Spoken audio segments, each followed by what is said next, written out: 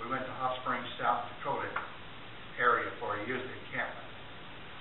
And I was camp pastor for them. We had people from our church at Scotchooks serving, as teacher and counselor. And we just really put the camp on for them. That's what we did. Youth and children's camp. And we always met, the people from Scotchook always met before the service that night to get our hearts ready and, for God to move and pray over it. I never will forget this night. A girl named Lori Barnes, about 14 years old. You wouldn't expect this to come out of Lori's mouth, quite frankly. Precious young lady.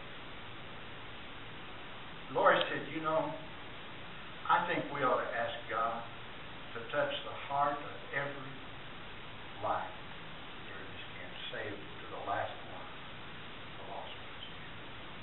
And we agreed with her, and we prayed, and we asked God to do that. And folks, it actually boiled down. There was one teenager that had not yet been saved.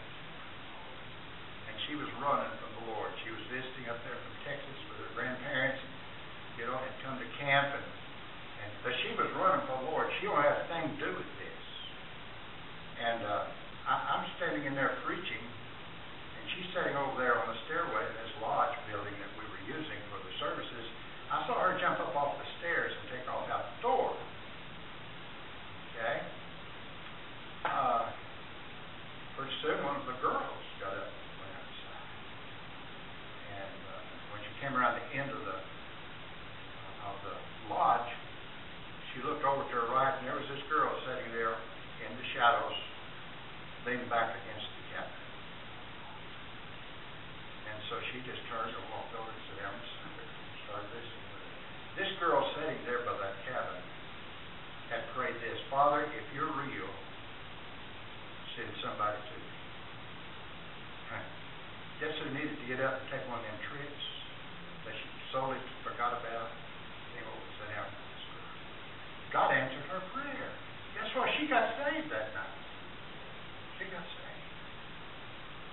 It started with Lori Barnes leading us as a people to pray that God would touch the heart and save the last person that was there. God heard her prayer, our prayer, and saved this young man.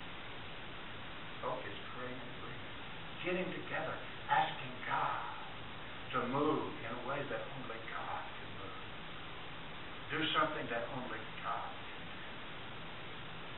We were, the last 4 years, associate pastor at Fairview Baptist in Durant until the 26th of October, when I resigned effectively that night. And anyways,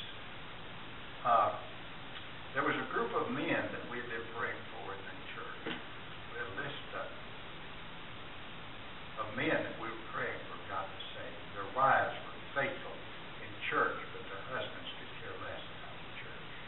Didn't want to have anything to do with it.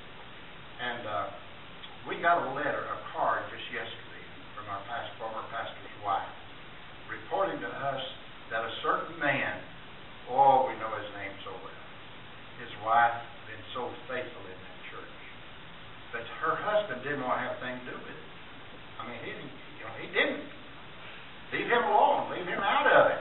Carol, you go ahead and go, but leave me out of it. That was his attitude. Well, he's got saved. And I got to call our pastor down here this week and say, Brother Bill, what happened? And I won't use the guy's name tonight. Someone here just, bound him